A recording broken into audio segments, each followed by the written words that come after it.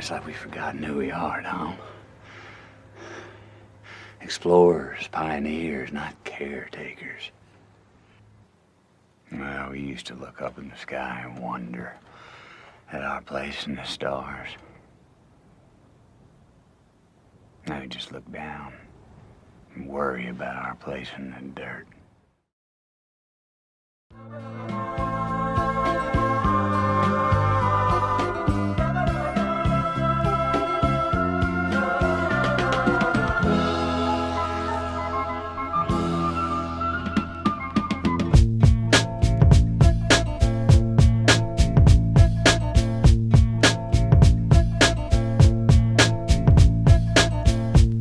Welcome back, everybody, to the Film Bros Podcast. My name is Isaiah Lucas, and I'm joined by my co-hosts. Abraham. And Nick. How you guys doing tonight? I'm okay. Oh, dude. I'm fantastic. I'm good. It was just a crazy weekend. I got food poisoning, and it was not fun. Yeah. It's going blap, blap, blap, blap, blap, blap. Not even. It was just coming out at one end. One end, huh? Yeah. Yeah, that's rough. That sucks. I can confidently say I don't think I've ever had food poisoning. Knock on wood there. Knock on that. But I don't want to experience it. Bro, so I'll say what I got it from. I don't care. Sue me. We're dropping names. You're calling them out? I'm calling them out. I got it from Starbucks here in town. Curdled milk. And I think it was the milk. I just got a normal caramel macchiato with extra caramel, and that's fancy. You sucked that sucker down. And it tasted a little bitter. But I was like, oh, it's probably the coffee. Dude, no. So then I drank it, and then like 30, 45 minutes later, I was puking, and I left work. And then I didn't stop puking until until yesterday. Why is the texture like cottage cheese? It wasn't even bad. Like who squirted some lime in here? It tasted put like bitters in this. I don't know how to describe it. Dude, coffee is kind of bitter, but not ever. I've accidentally drank sour milk before, and that was the thing. The carton said that it was not past the expiration date. Yeah. And so I freaking poured a big old bowl of cereal, took a huge bite, and tasted that sourness, and I was like, and went and spit it out in the sink real fast. And now, like, I honestly try to steer clear of just like normal dairy milk. You do the sniff test. Mm-hmm. You either do the sniff test if you get regular milk, or you just get like oat milk. Oh yeah. Or almond milk or something. You don't have that problem, huh? No. Do they have a longer expiration date or they have what? a longer shelf life, yeah. Oh, okay. That makes sense. Yeah, I always, dude, especially there's one time where I had milk in the fridge, but I didn't move it for a long time. It got all stagnated. I think because when I poured my milk, it chunked out. Oh, but the date was fine. Oh. So I ate it. No, I'm kidding. Oh, dude. I tossed it out. I made some cheese. You could try some butter. I can't believe it. You learned a lesson, huh? Yeah. Yeah, I probably won't go to Starbucks here in town for a while. Yeah. Wow. I had the same thing where but it was because I overate. Like I was already full, but I was on the clock at work, and where I used to work, I was right next to a liquor store. And so I was bored one day, like just out of my mind, and I was like, I'm just going to get some Takis. I freaking went and got a bag of Takis, even though I was like really full, and ate the whole bag because I was bored. And then I went home and I was like, oh, my stomach hurts. And then I threw up nothing but red. Oh. And it was like burning on the way up too because of all that freaking chili powder and everything. Mm-hmm. And then for the longest time, it scared me because it was all red. I was like, I'll never eat a bag of Takis again. You thought it was blood or what? It looked like it. Bro, And then 3 months started, later, I freaking Takis down in them. It's hard to say no to those. Oh, yeah, dude. know how Anytime you I guys see a eat bag of those. Takis, dude, my jaw literally like clenches up. Doesn't it? Don't you start to salivate? Yeah. Though? I'm like, Yeah. Woo. Yeah. Takis are great. Well, one of the good things, Takis a corn tortilla snack. So they'll still be there. So they'll still be here in this universe. Yeah, They'll still be not the for a thing. while though. Yeah. After a while. Yeah, not for a while. Dude. Yeah. I don't know how that quote goes. Yeah. Dude, how many corn-based things can you eat before you get tired of corn? There's so many things. I mean, yeah, but this is the thing is like it is really essential to life. I mean, you can literally corn gets it's used to corn. make fuel. True. Yeah. You've It's got a corn big lump of syrup. knobs. It has juice. Stop. I knew you were gonna go there. I knew someone was gonna go there. It's corn. It's so versatile though. You can grind it up into a powder. Dude, you can make could tortillas. You can make cornbread. You could make tortillas, huh? I made tortillas the other It's day. used for fuel. yeah. I mean, Ethanol? fuel. Yeah, ethanol, And it's reusable. corn syrup. It's literally reusable. You eat it, and then you just strain it. You just freaking poop it out. And then there you go, dude. So you got corn infinite. Yeah, you got little kernels. Dude. Why? What is it? What's that meme where he goes, why? Why not, you stupid? Yeah. We got to do that movie, too. That would be a fun one. Oh, man. American Psycho. Yeah. For that Anyways, the movie we're talking about today is a movie written and, well, I'll say written by Jonathan and Christopher Nolan. It's directed by Christopher Nolan. It is the 2014 Interstellar. And this movie is amazing, man. I remember my first experience with this film being in theaters. I didn't know anything about it, I remember, but my parents wanted to go out, and one of the things that we did a lot when we grew up was just always go to the movies together. They say that was their version of, like, giving us an allowance. Like, I had friends who would, like, get an allowance. I was never that fortunate to get an allowance, so there would be, like, once a month, we'll all go to the movie theater, as a family and go watch a movie together. And I remember we all went and watched this. And what an experience, dude. As a kid, just going... Yeah, and I remember I was excited because I knew Christopher Nolan did the Dark Knight trilogy. Oh, and I was like, okay. You were already a fan. Yeah, and I was already a big fan of all of the Dark Knight movies. And but I hadn't watched any of his other films like Inception, which came out previous, or Memento, or The Prestige. Like, none of his good movies that came out before then. So I had no idea what to expect. And I remember sitting in that theater amazed at what I was looking at on screen, like just by the visuals, but also the complexity of everything. I remember that so vividly. And then coming out of the theater, we went and got In-N-Out right after. And I remember sitting there just being like, what's my place? Yeah, no, I like was still comprehending the movie. And I was trying to be like, well, if he went through the black hole, then they were talking about 5 dimensions, so he had to have like entered a realm between where he was allowed to exist out of space and time. And like I like was having this whole like galaxy brain moment. And I remember afterwards we got our food and I was like, I think I know what the movie was about. And all my family was like, oh, what? And I sat there and like tried to explain it, and they were like, oh yeah, that's pretty cool, huh? And I was like, that movie was amazing. Like, and then this was the other thing too. Like, I remember watching it that one time, and then I never revisited it again. That's for some crazy. Reason. Why? I don't know. Was it one of those movies where you wanted to forget it to return to it, or is it just like possibly left your subconscious? Possibly. I don't know, because I remember like I just never felt the urge to rewatch it again. And then we got a ton of people suggesting it in our comments and in the email, asking us to do Interstellar, and it had been a long time coming. And I think like more than enough time has passed where I hadn't watched the movie. I still kind of knew what it was about and like knew like the big overarching theme of it, but some of like I feel like more than enough time passed where I like forgot it and was able to experience it again, and I loved it, I think, just as much as the first time I watched it. I don't know what your guys' first experience of what the film was. This was my first. Oh wow, okay. Yeah, so it was wild. It was super good. It's phenomenal. It's a crazy movie. Yeah. I loved it. It's insane. There's no way it's freaking 3 hours, in my opinion. Like time does not exist in this movie. But this is insane. It's kind of big brain. I feel like you have to have like some big brain. Yeah. But I understood it for the most part until like almost to like the end, a little bit.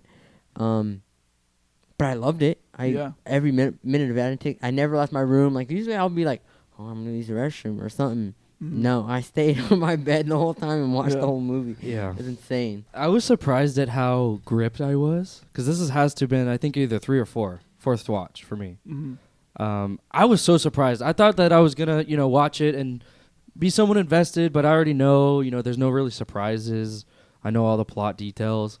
But man, right when it starts and I hear that soundtrack, I'm like, like I can't blink. I'm glued. Yeah. And it's crazy that I'm usually, not I don't want to say like time is a big factor for me in movies, but like if it's really long, I'm more likely to be like, skip.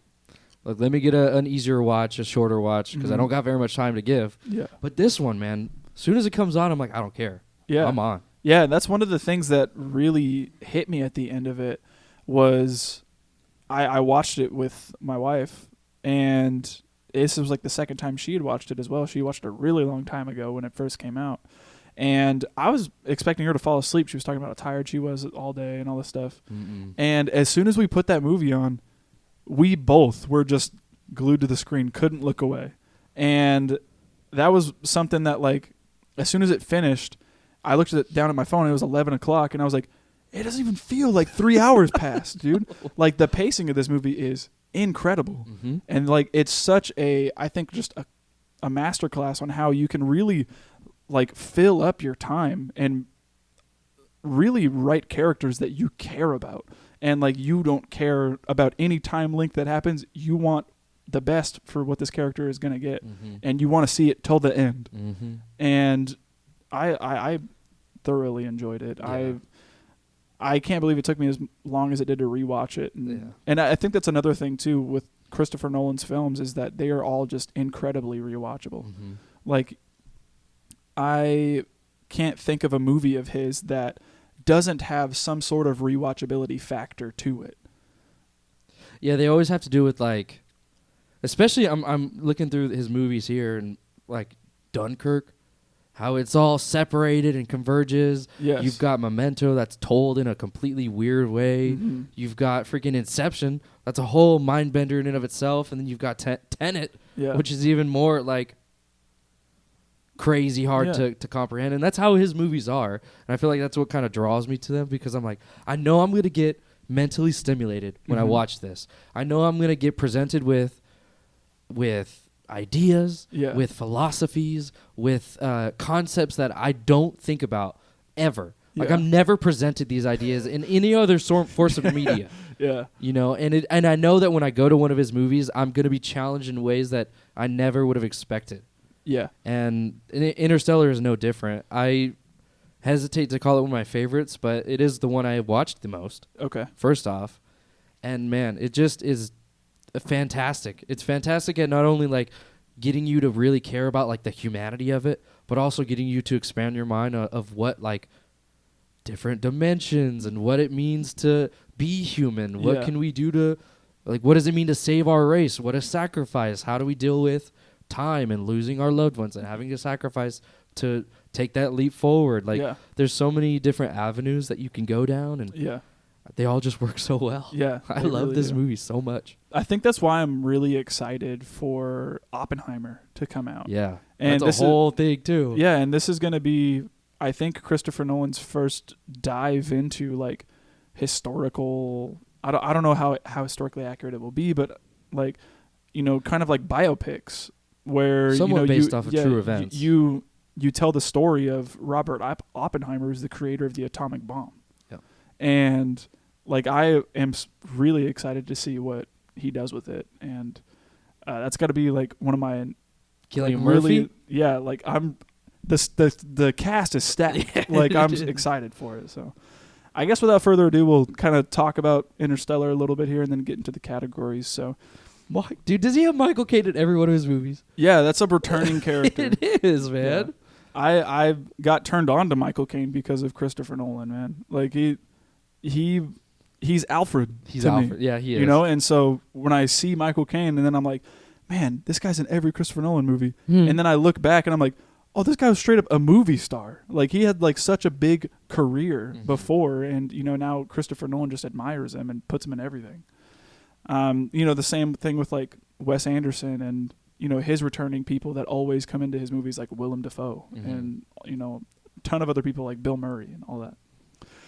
But yeah, let's go ahead and talk about this movie. We're going to give spoiler warnings. If you haven't checked this movie out, do so. It's currently streaming on Paramount Plus. It is.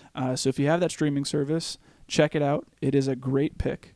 And I'd recommend buying it, picking up a copy. They go for like $5 now. Like, they're everywhere. Yeah, I picked up a copy at Rasputin's for $10. And, you know, it come with the Blu-ray and DVD combo and like special features, all that crap. So pick up a copy, check it out. It's one for the books. Yeah, without further ado, let's talk about it. Interstellar is a movie about a near dystopian future where food is getting extremely scarce. And, you know, it's almost like another Dust Bowl is happening, but it's happening all across America. It's not just in one part of America. And it's getting to the point where certain crops are becoming extinct, and food is getting hard to find. It gets to a point where only corn can grow on the planet, and that is what is driving everything. That's allowing people to eat. It's allowing people to make money, and all that stuff. And it even gets to the point where like society deems people as like not worthy for college, and they want them to be farmers, so that way they can, help with the food crisis and everything. So while that is all going on, people are constantly looking and actively looking to the stars for answers. And we come to find out that NASA has been preparing this plan to send a couple of astronauts out into space to try to find these people who were previously sent into space to look for planets that could potentially be habitable for humans. Yeah, to harbor life. Yeah, and there are 3 people out there who made it to a planet, and they said that there's signs of organics and signs of life there that could potentially happen, but we need people to go see if this could actually happen. So our main character, Cooper, who gets played by Matthew McConaughey, gets tasked with going on this mission after being a huge successful pilot for NASA, and goes on this mission to try to find out, to see if they could potentially find a new planet for everyone to move to from Earth, since it's no longer habitable. Mm-hmm. And that's plan A. Yeah, or plan B is we find a planet that can, be habitable for like a little colony that we have to do, and we basically have to like repopulate the planet and start from scratch. Let all the people on Earth die. Yeah. Plan B is no fun. That's why we want to do plan A. Yeah. And we get to follow our character through this epic journey, and heartbreaking journey. Yeah, and see all the heartbreak that unfolds, all the chaos, all the pandemonium, whatever you want to call it. It is a crazy ride, mm-hmm. and I think it's a ride that everyone should experience. Mm-hmm. So definitely check it out. Again, streaming on Paramount Plus, rated PG-13, and yeah, spoilers here. So if you haven't seen the movie, turn it off, come back after. If you don't care about spoilers, continue listening. If you already watched the film and you're excited to come along with us, then continue listening. Let's go. So we'll go ahead and start with our first favorite scene. What have you got? I start out my first favorite scene with the cornfield chase. Yes. The drone scene. Yes. I do too. And one of the things that I really love about this scene is kind of like just immediately the intensity of it. Oh, yeah, yeah. Like, I was surprised at how quickly they brought in the main soundtrack. Theme, yeah. Because you think of Interstellar, you immediately think of this gorgeous, beautiful soundtrack. Yeah. I mean, that's like the one synonymous thing is Interstellar, Hans Zimmer. Hans Zimmer, yes. I mean, come on, right? So I was thinking like, oh, they're going to save it for like a big moment, a real big moment. And they kind of do, but there's this scene when they bring out like that whole, they're going in and they're chasing that drone. Yeah. And one of the reasons why they start chasing this drone is they're on their way to school, and it is Cooper, his daughter Murph, and his son Tom in the car. He's driving them to school. He finds out, there's a parent-teacher conference I got to go to for Tom, and Murph did something at school. So she's in trouble. She's in trouble, basically. I need to find out why she's in trouble. So we're driving them over there. While they're driving over, they end up getting a flat tire, and they start trying to change the tire. Murph talks to her dad about why she was named Murphy, and he describes it as it's Murphy's Law. Murphy's Law is that anything that can happen will happen. Yeah, not only bad. Yeah, not only bad, but also good. It will happen, and if it's bad, it will happen. Yeah. Like everything is inevitable, basically, is what Murphy's Law teaches. And he was like, it doesn't mean that it's necessarily bad. You're something good that came out of Murphy's Law. And, your mom and I liked that and decided to name you after it. And while they're having this talk, this freaking drone just swoops by like super low and almost takes these guys out. And Cooper gets all excited about it and is like, get in the car. They haven't even fixed the flat tire yet. So they get in the car and they're driving, and then they straight up go off-road and just start plowing through all this corn that is presumably their land. I'm thinking it's all their land. Yeah, I that think they're I'm on. assuming it has to be, bro. Yeah. Because they're And just plowing through. Dude. and they just plow through all this corn following this drone. And the entire time, they're driving, Cooper moves over, tells Tom, take the wheel. And he pulls out this laptop. And this fool starts intercepting the drone and starts like hacking Coding it, like bruh. starts hacking it like Yep. on the fly right then and there. And they're sitting there hacking this thing. They eventually like get to a point where they don't think that they're going to pull it off because it starts going towards a cliff. And Tom, slams on the brakes. Drone goes down. We think, presumably it's gone or has, crashed or something like that. And then all of a sudden, Cooper pulls out his laptop and he's like, no, check this out.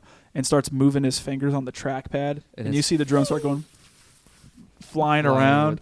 And he's like, we got it, dude. This is It's it. Right ours. here. This is sick. This is ours. Yeah. And he, lets Murph land it. They go up to it and start kind of pulling it out. And we found out there's these like pretty valuable like solar cells that are on the drone and all this stuff. And he like disassembles it, and was like, "We're gonna sell it for scrap or something." I'm I'm not assuming entirely like scrap sure. metal. Yeah. Yeah. But then straight up takes his kids to school with this like huge disassembled drone in the bed of his truck, and just kind of parks with it. And yeah, it's just a fun scene to introduce the movie to, and also just a super high intense. It's scene so as well. tense, and that's the reason why I loved it. Is because you're just like, are they gonna get? It's I don't know what like brings the tensity, because it's not that like There's not many stakes. no, not at all. but already we're kind of like, okay, what is this going to be about? Like, this guy obviously has this, this drive or this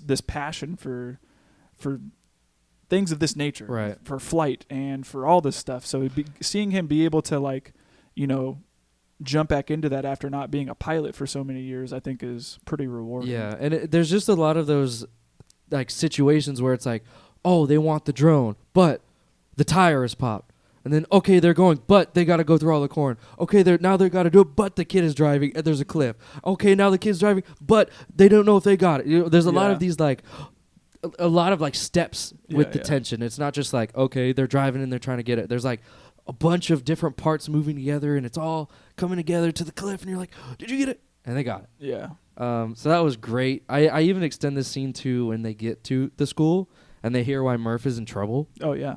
And it's kind of crazy to me. It's actually kind of a little scary too. Yeah, because it's this whole scene's in a bra moment for me. yeah, she brings like an old school textbook that is no longer federally compliant or whatever, and the teacher is saying like, she's bringing this textbook that's full of lies, and it's literally talking about how like the U.S. went to the moon and we did all the moon landing like it was legit. This is a part of history. Yeah. And the teacher's like, no, it was all a big thing to sabotage. It was all propaganda. Yeah, it was all propaganda To bankrupt the Soviet Union. and she doesn't believe it happened. Yeah, she just believes that they teach that the moon landing's fake Yeah, in this school or in this society now. yeah. I feel like this is like a common thing Yeah. throughout all schools, and I don't know. It's weird like to hear them rewriting history or trying to like change the narrative to get kids to not look up but to look down. Yeah. And it's weird how much of an impact school has, and like how meddling they can be, kind of. Yeah. And it kind of is a little scary because this was like a big part of our history, Yeah. and now they're being like, nah, don't even think Didn't about happen. that. It's no longer important. We don't need engineers. We don't need medicine. We don't need technicians anymore. We need farmers. We Yeah. need food. Yeah. This is what we're going to focus on, and this is what we're going to teach. You get soil science, not freaking robotics. Yeah, you get tractor repairs. Yeah.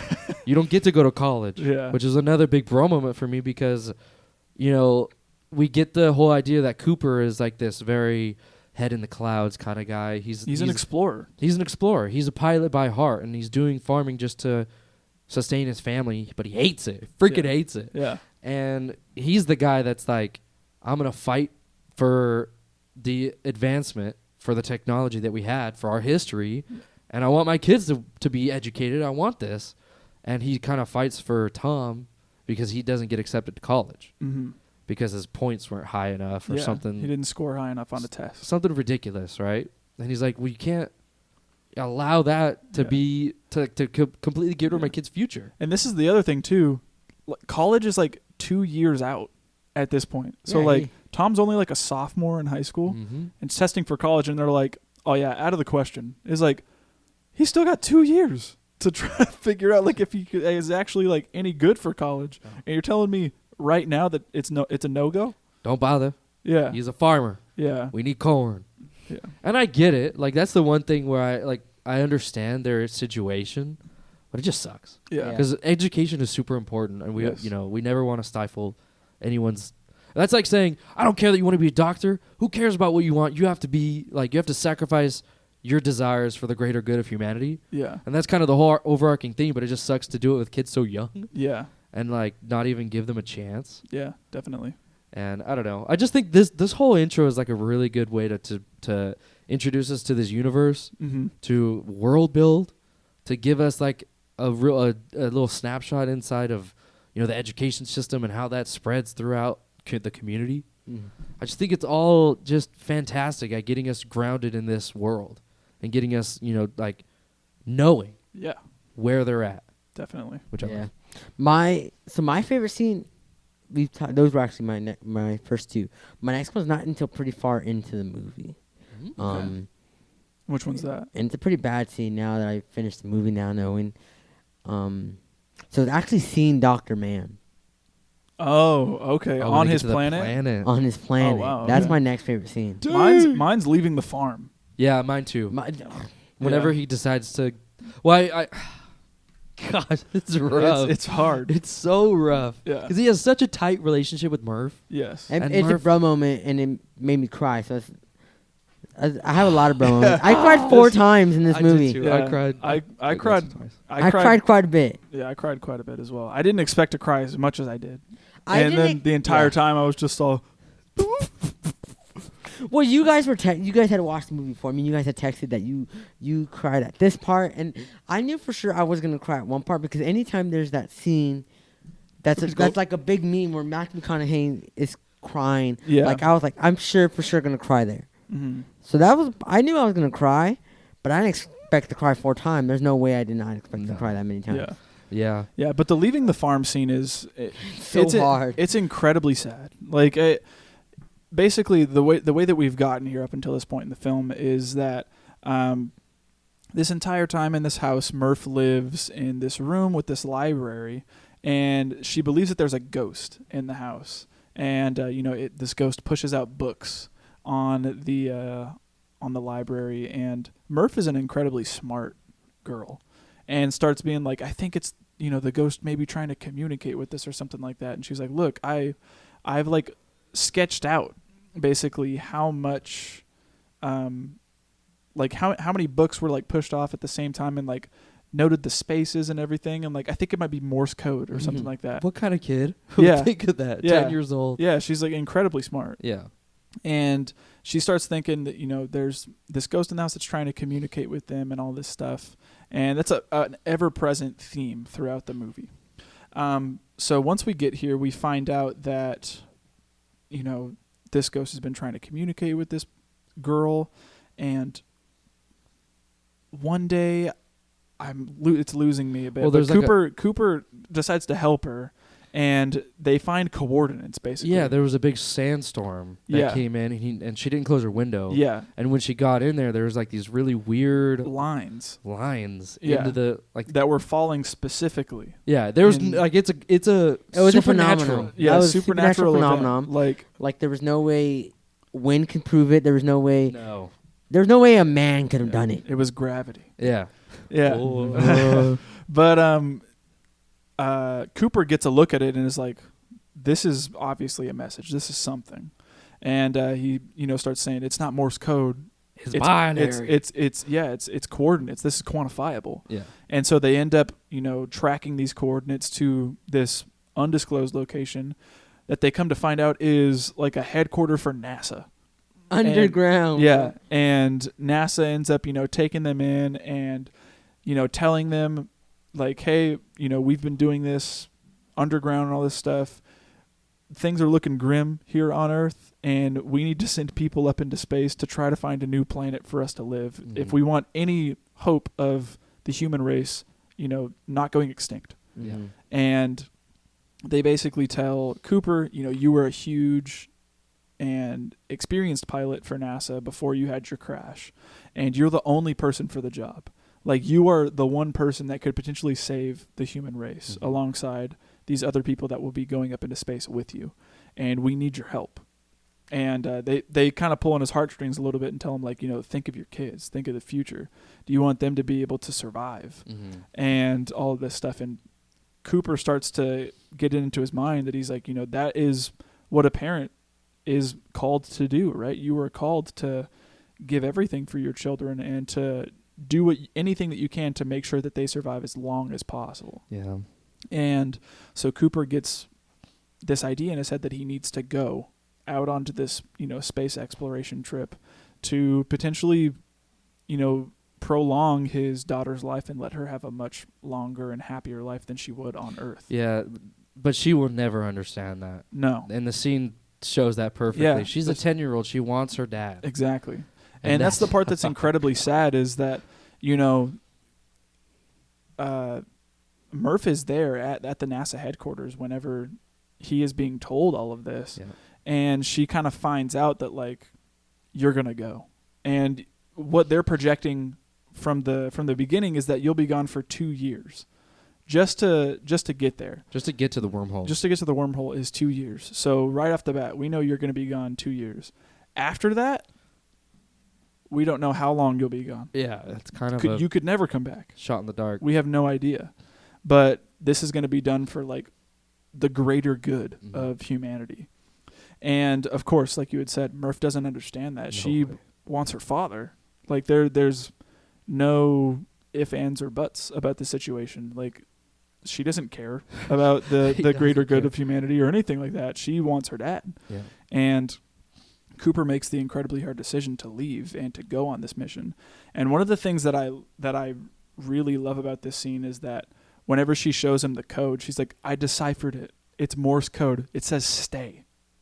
It says to stay. Like, the ghost is saying stay. And he's like, that's nothing. That's nothing, Murph. I got to go. I got to do this. Like hugs her. Yeah, and is hugging on her like, you and don't stuff. Listen to me. Yeah, and one of my the favorite part of this entire scene for me is when he's driving away. And he's just... Yeah, and, he's hugging Tom and telling him, like, basically, you're the man of the house. You got to take care of the farm. Donald, take care of my kids. I got to go do this thing. And as he's driving away, you see him just holding back tears. And Matthew McConaughey has this way of acting and crying where, like, I just immediately feel for him. It's so like you see the hurt. Yeah, in his eyes. I see the pain like in his face, and I'm just like, oh, dude, I couldn't imagine leaving my kids and not knowing if I was ever going to see them again. Yeah. And the entire time he's driving off, it cuts back to Murph, and she's like trying to run after him. He even goes to like check the blanket to make sure that she's not stowed there. away where she was previously. Yeah. And the entire time he's driving away, you hear this launch sequence of 10, 9, 8, and it gets all the way down to we have liftoff, and then you immediately cut to the rocket taking off, and then you see Cooper in his astronaut gear just taking off into space, and it's just a heartbreaking scene, but an incredibly good one. Yeah, I loved it, man. That's the first part. I could see people crying, and then I even put through the wormhole. Mm-hmm. That's my next kind of, and I struggle to kind of describe what actually happens. Kind of. I feel like you have to be a astrophysicist to describe how the light's bending and all that. Yeah, stuff. the way they make it look is it's like this just spherical, like reflective ball. Yeah, just floating there right next to Saturn. Yeah, and they go through these long sleeps, they call them. That's in like every sci-fi ship. Hypersleep. Yeah. You Cryo go down sleep. and freeze, and you get back up, and it's been years, and your body's the same. Yeah. So they do that, and he goes and he records it, like, because they can relay messages back and forth. Yes. So he goes into his deep, his deep sleep, and they get to where they're going, to Saturn, and we get introduced to all the crew. There's a guy named Romley. There's a guy named Doyle. There's Brand. Yeah, Brand, which we didn't talk about. And Cooper. And the robots. Tars and Kit, I think. Case. and they're all getting there. They stop the rotation of the ship, and then you just see this ball.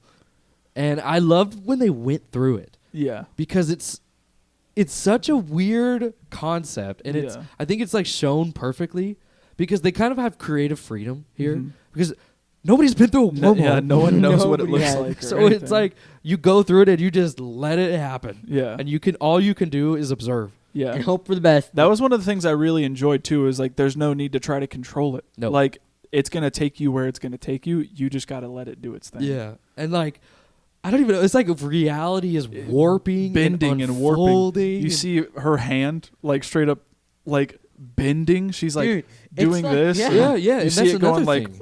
like That's another thing that because they position these, they call them the they or them, and they're like this omniscient beings that we don't know about. Yeah. We kind of think they're either like ghosts or they're like some form of Another like a anomaly. deity or Yeah. something. We don't know. Yeah. yeah. And as they're going through the wormhole, they're experiencing all this turbulence, and then you see she's like trying to grab onto this.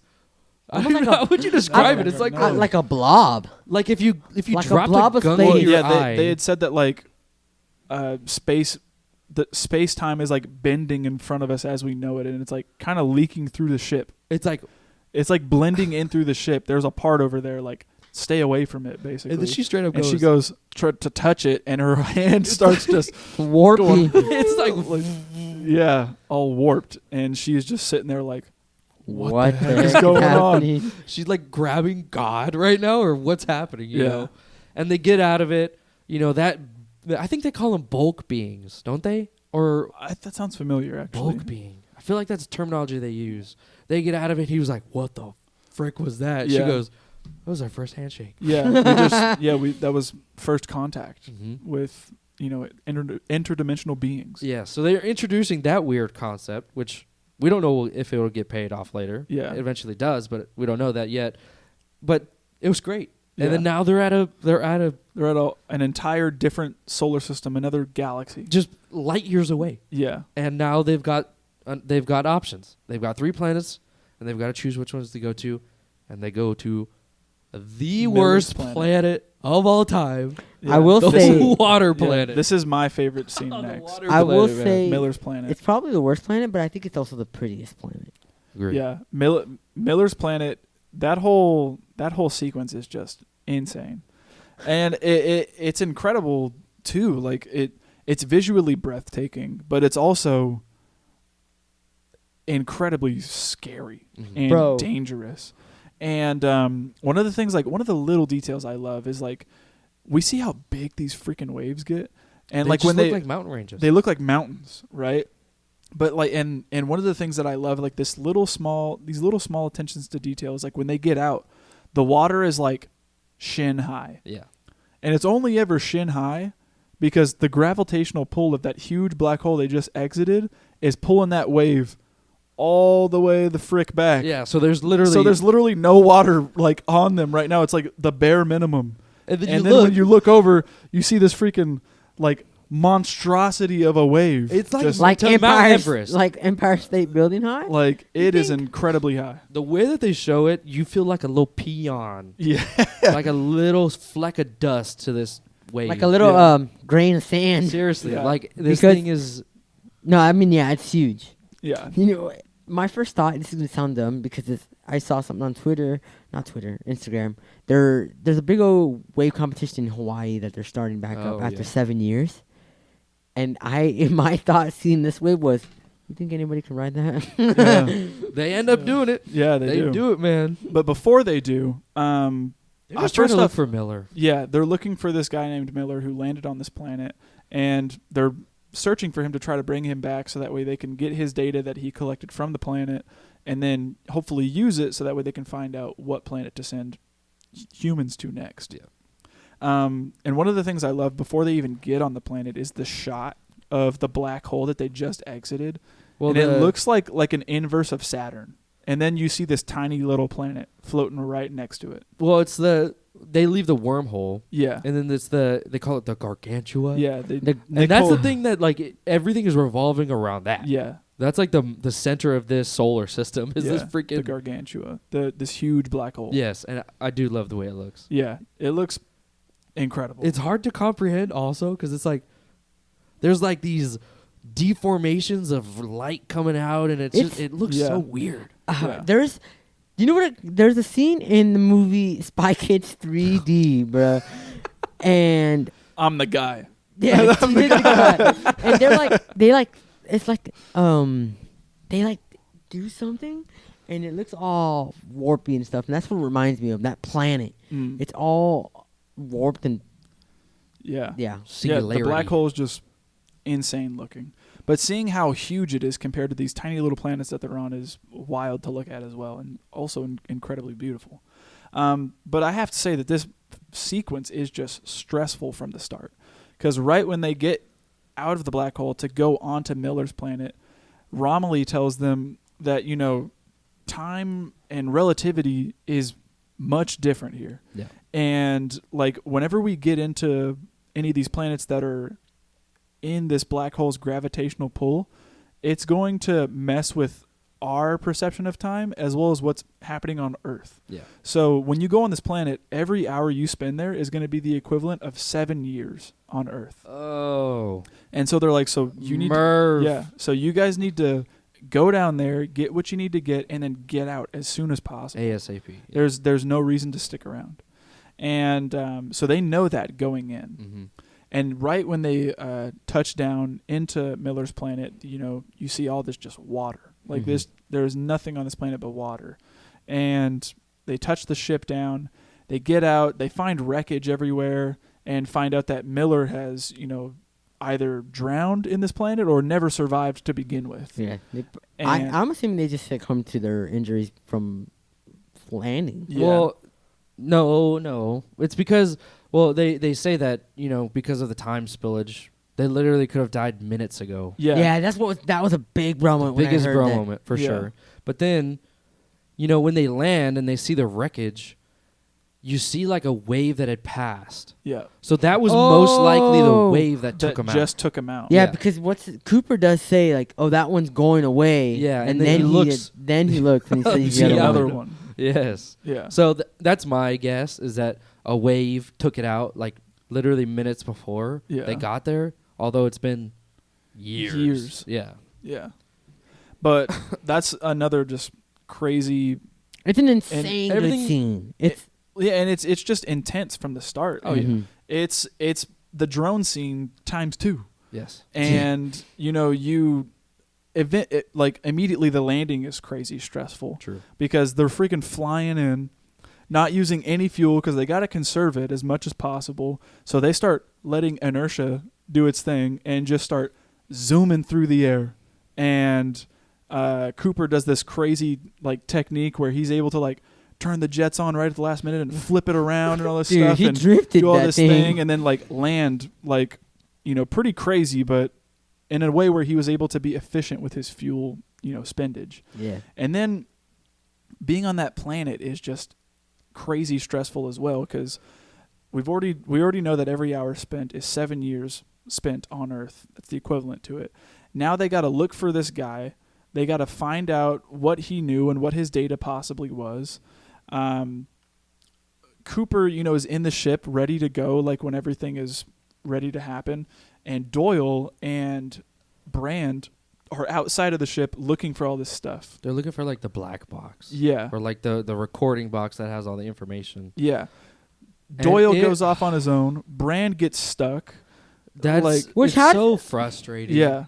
Because he literally looks back and he realizes that they're not mountains, they're waves. Yeah. And he looks back, and this wave, I mean, it's like Denis Villeneuve type perspective stuff. I swear to you. Yeah. This wave is massive, and he's straight up like, get back here. I don't care what you're trying to find. Get the back here. We gotta go, or we're gonna die. Yeah, and she just keeps going, the data. And he was like, I don't care. Get back to the ship now. Yeah. Yeah, it's incredibly honestly, stressful. If Brand were to die there, what's the next course of mission? Go back home, right? Or either that or carry on. There's no way, because she's the only one who knows what to do with Plan B. I would think that they would all be taught at least somewhat what to do. You think so? Yeah. Yeah. They all had like their own. They all were following the mission. They all Yeah. knew the mission. They all knew Plan A and Plan B. At least that's my thought. It very well could have been like, hey, she's like the. I don't even know what you would call that. Where she takes care of all the embryos and the eggs and all that. Yeah. Maybe Yeah, I maybe don't no one know. else knows. Who knows? She's the new Eve. Yeah, seriously. But yeah, it's just an incredibly stressful sequence. It's super frustrating watching Brand want to collect the data and costing the team time, and Yep. then she also Costing the costs him team a Doyle. member. Doyle Yeah. dies. Yeah, Doyle straight up gets taken by the wave. Dude, yeah. Yeah, and then also seeing the freaking huge wave take the ship, like go all the way up to the top, and then making them surf all the way back down, Mhm. and then like getting all this water in the engine. Now you got to let it all cool, like drain out, It's so that taking way time. the engine can cool down enough to actually take off and escape the planet. Yep. So now you got to stay there extra long to let the water all drain out, and then you're also watching your back, hoping there's not another wave that's going to come. Mhm.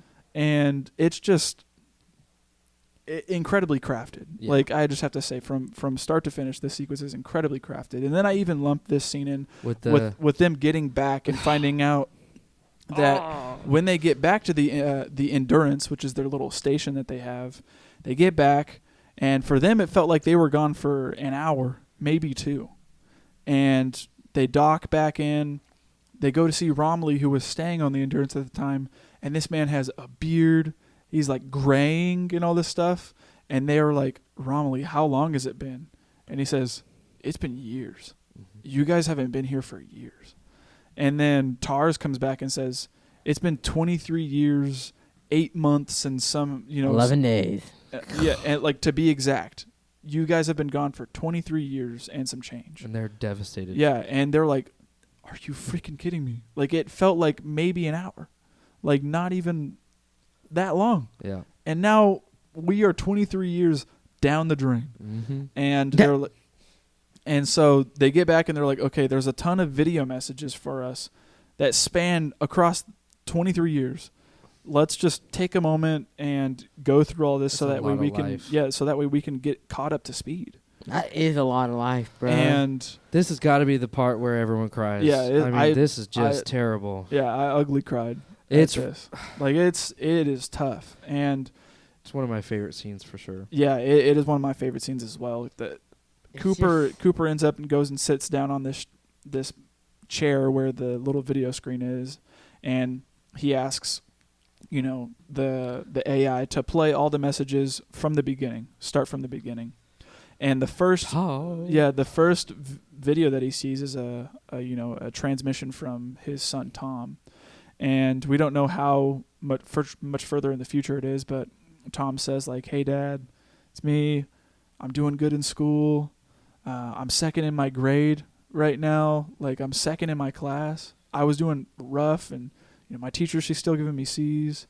I found a girl. I think she might be the one."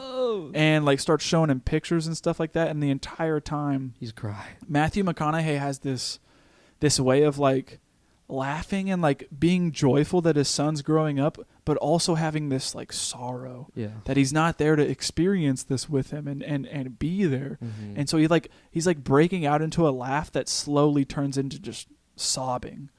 And it takes me out every time. It does. Like it takes me out every freaking time. It's And like watching just all of this life that gets lived while he's gone, you find out like Donald hops on and he's like, guess what?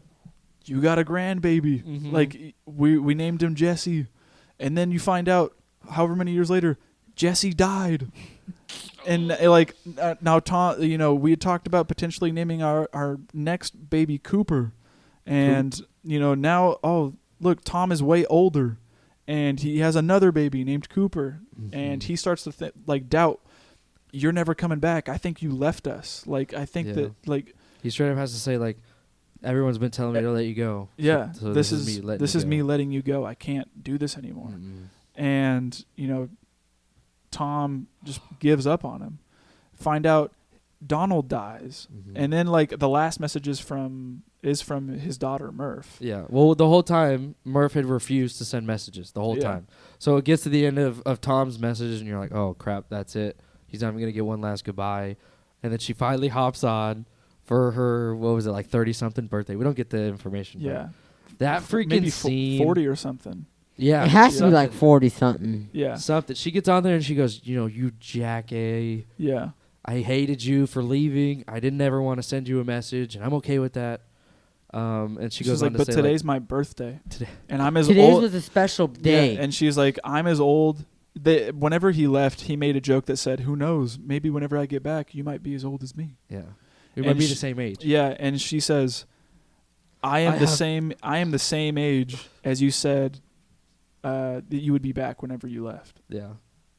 She's like, so it would be really good for you to show up right now. Yeah. Oh. And you just watch this man just burst into tears. She's just crying. His face is in total despair. Like, Yeah. he's doing, I can't imagine the pain that he feels. Yeah. It's got to be like just a jab in the heart because he's already lost so much time with them. Yeah. And he's doing it for a noble cause, but it's such a big sacrifice. Yeah. And to see your daughter, who you were so close with, like just longing for you and you can't be there, Yeah. gotta be the worst feelings of all time. Yeah. And you could see it through his face, man. Yeah. And that's It's what gets me to insane. cry is when he's Yeah. crying, I'm like, Yeah, me I'm too. crying too the whole time, man. Yeah, me too. Oh, It such a is- freaking good scene. Yeah, it's incredible. Let me see here. So now my next one is Abraham's, getting to Man's Planet. Man's Planet. Man's Planet. Doc- Dr. this- Man. Pisses me off. It's, Yeah. Okay, so obviously you guys knew a little bit about it. Yes. So I didn't know anything about this. And a little bit about why I liked it was because earlier in the movie we get a scene with Professor Brand, which is Brand's father. Yeah. And he is Michael Caine. Michael Caine's character, yes. We get a scene where he's talking about this specific mission and calls it the Lazarus mission, where someone comes back. Like, obviously, you have to die to come back to dead, Mm-hmm. just like how in the Bible it would say. And so when we get to this scene, I don't know what's going to happen when we get here. So we see him, and everything's fine. So I was just like, heck yeah, like this is our planet. this is one of the habitable planets. Like, it looks like what immediately caught my attention was the flags were standing, Mm-hmm. and there wasn't there was stuff. Like, Yeah. like it was. there wasn't water. Yeah. I mean, it was all. no, They were all on frozen clouds. Yeah. which is kind of crazy. Yeah. So I was just super excited to see that, and that made, like I said, it made it one of my favorite scenes because of seeing that and Dr. Man being alive Yeah. from all that. And I was like, dude, heck yeah, like one of the 12 out of I think it's 12, right? Yeah. I It think was so. 12 people They that sent went it- on the original mission. To 12 planets, right? Yeah, to 12 planets. 3 of them sent back transmissions and data. Yeah. Mm-hmm. So we need you guys to visit all of them. Yeah. So he's one of the remaining 12, and we don't know. We only know of 3. Yeah. Mhm. So seeing that, and one of them has already died, so that leaves 2. Mhm. This one, and I think the other name is Edmund. Edmund, and we don't know nothing about that one yet. Yep. When we get here, and we were like I said, it's habitable. We Mhm. found a planet. Plan A might work. Yeah. Habitable. Yeah, and that's the thing too. Dr. Mann sells this narrative that like he has done all these years of research and that, our planet will be cold and frozen, but it's habitable. We can make it work. Mhm. We just need to find, ways to get people here, and we'll have to adapt obviously, but we can make it work. Like this is good. There's a good outlook here. Mhm. And first off, I totally forgot that Matt Damon was in this movie. Yeah. They said they And- try to hide it. Yeah, and they do, which I think is incredibly smart. It is. I was reading something to where Christopher Nolan was saying that he didn't advertise that he or a couple other big names were in this movie. Him, freaking Eric Foreman. oh, God. What's his name? I'm trying to forget. He's also Venom. Yeah. Oh. There's another guy that is in this movie that wasn't credited as well. It's a pretty big name. And Now you got me searching. they weren't ever like advertised to be in this movie because Christopher Nolan didn't want people being like, when's Matt Damon gonna show up? Yeah, he didn't want to ride on coattails. Yeah, he didn't want them to ask that question. He wanted them to focus on the story. Mm-hmm. And so whenever Homeboy shows up, you're like, what the heck? Topher Mhm. Grace. Oh, yeah. Topher Grace is There his we name. go. Topher? Topher Grace. Yeah, I literally told your wife to name a kid Topher. that's not happening. Yeah. But I love that. yeah, I love that, Dr. Man is putting on this facade that he's like, yeah, everything's great. I've been here. I've been alone. He has this line where he was like, you don't know how, like, the feeling it is to like see another human face. Oh, I have Yeah, that quote. Yeah. He goes, I pray that you never, I pray that you never have to know the feeling. I've not seen another human's face before. Yeah. Yeah. Something like that. And they, Dr. Man gives them all this plan, all this planet's data, and goes through this whole thing where he's like, now all we need to do is just bring this data back. And but first, before we do, let's go explore a little bit. I'll show you some of these places where I dropped, little probes. We'll go pick them up and then go do that. Cooper, why don't you come along with me? And we'll have everybody else stay back. And that's where we come to find out that Dr. Man has been in on this plan from the beginning, but it's never been plan A. To begin with, it's always been plan B. Mm-hmm. And we even find that out from Michael Caine's character. Whenever he's dying on his deathbed, he has said that, like, there was never a plan A. Like, there is no hope for life on Earth anymore.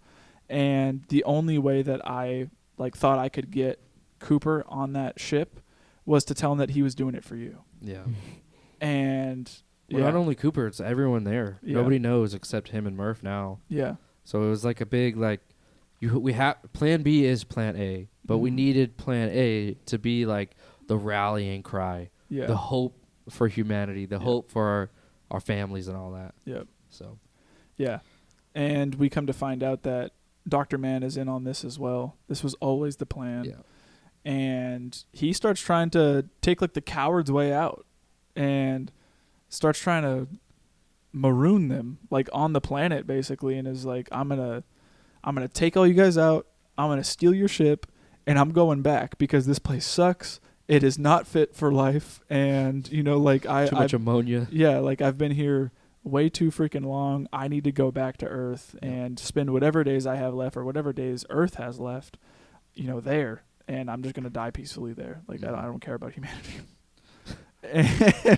Yeah, it's Straight up leaves him to die, Yeah, takes out his communication device. yeah, it is an insane scene. I love the fight, honestly, because we get this reoccurring quote where it's like, do not go silently into that. Yeah, do Good not go night. gentle into that good night. Right, It's a poem from Dylan Thomas. Right, but the whole time Professor Brandt is, sometimes we get a narration of it. Mhm. He says it as they're going out there, and it even shows up at the end.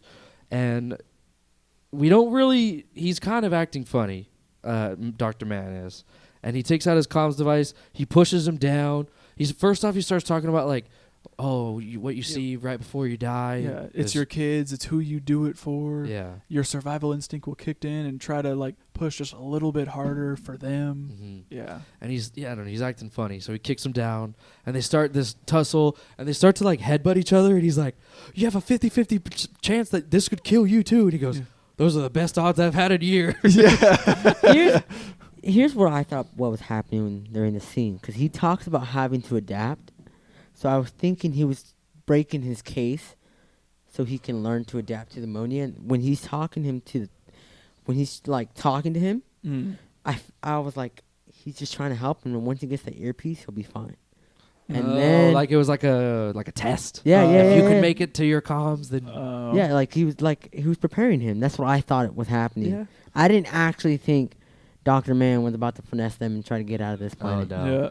And then when he gets the earpiece and says, He goes, help! He says ammonia, and that's when it clicked to me. I said, Yeah. this fool's playing him. yeah. he uses his little jetpacks to get back up. So Yeah. cool, Yeah, so bro. cool. I'm sad too. Freaking Bromley dies. Yeah.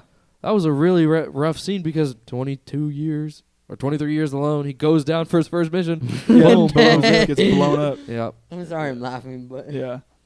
And then he goes, and the whole scene of Dr. Mann taking the ship and trying to dock when he doesn't know the correct procedures, and it's not you have that unsecure locking mechanism that's continually trying and not doing it, and they're just trying to communicate with him the whole time, saying, "Do not do this. You will die. You don't know what you're doing. Please He goes, stop." click. Turns it off. I was like, oh, dude, you're dumb. You can see the desperation in his eyes, though. He's like got nothing left to live for. Yeah. He literally was in his sleeping pod and he had no wake date. Yeah. So he was gonna die. Like he was in a forever sleep. Yeah. And I don't know. He goes up there and it leads to one of my favorite scenes of all time. Of all time. Yeah. When freaking he goes and they broadcast the message onto the whole machine. And they're like, "Don't do this. You don't know what you're doing. You're going to depressurize the airlock." Right. And he goes, "There's a moment." And he it depressurizes and it blows up, but you don't hear it because you're in space. You can't hear it. Yeah. In space, they can't hear you scream. what? Alien. Yeah, it's alien, dude. Come on.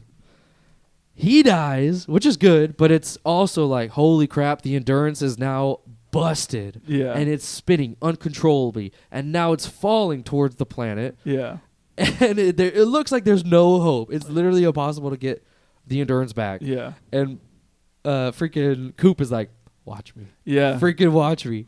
And this scene, I'm going to tell you right now. So I think BA. it's the perfect marriage between soundtrack and film. Yeah.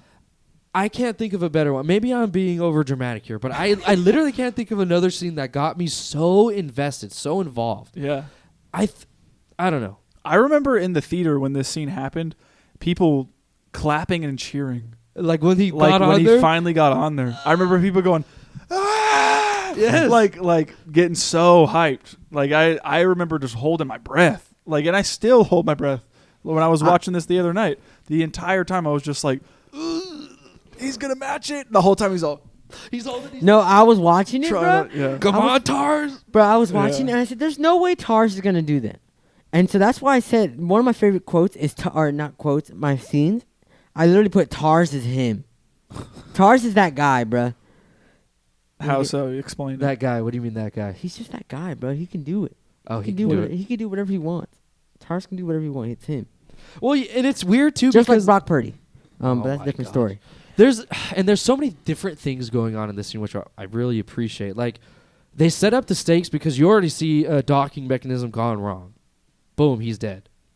So now he's got to get the perfect dock as it's spinning. Yeah. And now you've got to rely on TARS, which from our own basic human understanding, we think that like AI technology is like stupid. against us. Yeah. And they're going to rise against, and like would The TARS mean resistance. different? There's already that like subconscious like, oh, now we've got to rely on a stupid robot. Yeah. But it's another subversion because the robots end up being like goated. Yeah. They're great. Yeah. TARS is like one of the best characters in this movie, Yeah. honestly. Yeah. And there's so much like just tension build up and watching him as he's going through all that G-force to get it there. Yeah. And it finally makes it and the music swells and it's perfect. It Yeah. literally is perfect. Yeah. And I loved it. Yeah. That's my last favorite scene of the film. It is just incredibly tense. Like, my heart was pounding. That's your last favorite scene? Yeah. And it's just intense watching them match the spin. And then it's cool, like, when you finally recognize that they are, like, matching the speed of the spin. And they look like they're, like, standing still, but you can see outer space is still, like, spinning just as fast, but they look like they're standing still now. And, yeah, it's even crazy watching freaking Brand pass out because of all the G-force that's happening. And you see Cooper, like, leaning against. He's like leaning into the spin. Yeah, and he's like having a hard time. That's what I would. He's like, Yeah, come on. that's what- do you know what He's that just sitting there reminds me going- of? When I try to stand up straight in the Gravitron at the fair. Yeah, it's just an amazing scene. I can't believe that's your last favorite scene. Yeah, You don't like after- the whole going into the black hole scene, dude? I do, but I wanted to have a moment to talk about it all with you guys because I assumed you guys would have it in your favorite I scenes. do. I have that's my next favorite scene because now I'm not that smart, okay? Like, this is a big brain movie. There's some big brain concepts at least. Yeah.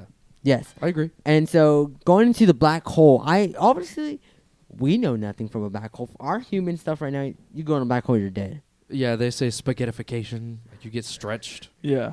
from top to bottom, and you look like a little noodle or whatever. That'd be kind of cool. Yeah. That's what I've heard at least. You That's look a like fun way. homeboy out of the Charlie and the Chocolate Factory, getting the Laffy Taffy puller. Seriously. No. And the only reason why I put it down on my favorite scene is because we get pulled into this like fifth dimension. So to say, a different different dimension Yeah. known to mankind, and nothing that we don't know, or we know. It's like And the fourth dimension in a third dimension, like, Yeah, it's a 3-dimensional representation. It's the fourth and fifth dimension represented in a way that a human could understand. And then he's like, I still can't Yeah. understand what's going on. And basically what we come to understand is the fourth and fifth dimension is time and gravity. Mhm. And these interdimensional beings that we've been talking about this entire movie, the great they in the sky, they end up being these benevolent beings who want the human race to succeed. And they've kind of been like leading Cooper on this journey the entire time to give him the opportunity to give Murph the answer to, preserve the human race. And once Homeboy goes through this black hole, he I love it. freaking ejects from his All from I see is his blackness. from his ship and falls through this, like, again, the fourth and fifth dimension, where he is able to experience time and gravity outside of the constructs of 3 dimensions, like these interdimensional beings can. Mm-hmm.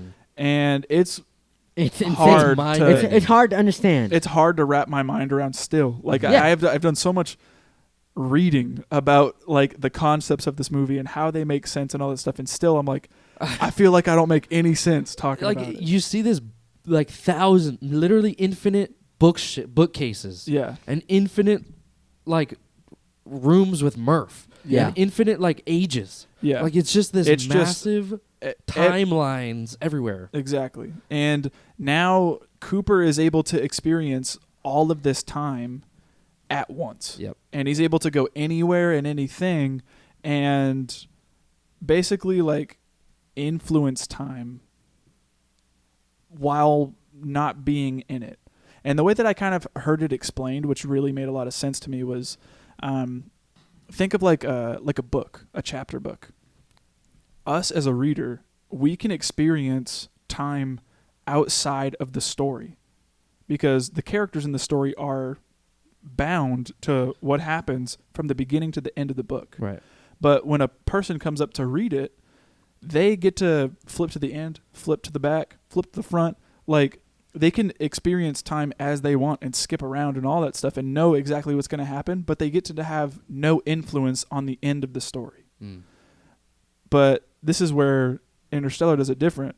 Cooper gets to also do that, but he gets to influence what happens Well, in the future. It's almost like time traveling, bruh. it's he influences stuff in the past, but it's almost like it almost feels like a self-fulfilling prophecy kind of. Yeah, a little Because bit. like we end up realizing that the ghosts that Murph had been seeing It's him. is him. Yeah. And all the while she is like in present time, she's realizing that her ghost was him. Mhm. And that he didn't leave her. He's always been there guiding her along the process. Yep. And he realizes that he wasn't the one that was chosen, it was Murph. Yeah. And this is just his journey to get her the information she needs. Yes. So he goes and he starts to do those effects. He starts to do the whole Morse code saying stay. Yeah. And watching him leave. He starts to do the whole coordinates things where he's moving his hands and affecting where the Where dust the- falls. yeah. He's the one doing those. He's the one that goes in and grabs grabs Brand's hand Yep. when they're doing that thing. Like it's a weird concept to Yeah. grasp your mind around. Yeah. 100%. And even while that's happening, Tars also got sent into the black hole alongside Cooper. Right. And he was able to survive the journey, but also is able to collect data. Quantum data is what they called it. They were able to collect quantum data within inside the black hole, and were able to translate that data into Morse code, and then put that Morse code into The a watch that Cooper had previously given Murph whenever she was a 10-year-old still. Great significance. Yeah, and one of the things I love too is like, how do you know that she'll ever look at it again? And Cooper says, she'll look at it because I gave it to her, because she knows I love her, or something like that, and she'll never forget, basically. And she ends up at the end of the scene grabbing it and recognizing, like, they showed it to you before, and you just kind of think like, oh, It's the watch is broken. I now. thought it was just the gravity. Yeah, it's just going the second hand is just going ding, ding, ding, and you're like, oh man, it's broken. That sucks. But then you start to recognize, oh, this has a pattern to it. This is Morse code happening before my eyes, and she sits there and translates it, and then gets the answer to the solution that they wanted the entire time. Yeah. And that's why it's my favorite. So again, like you hit it you hit the nail on the head. That's very hard. Like it's hard. There's no way I can still grasp this, but I liked it I put it as my favorite scene because you can see that it all finally comes together. Mm-hmm. Mm-hmm. And that's what I liked was just how uniform and how organized it looked. It looked. I don't know, what do I compare it to? Almost like a well trained military regiment marching, dude. Like it's everybody's on cue. That's what, seeing that everything put into place, I was like, that's so smart. And that's why I put that as my favorite scene, because I was like, I've never seen something so abstract and so different. I've never seen something like that. Yeah. And translated to film. Yeah.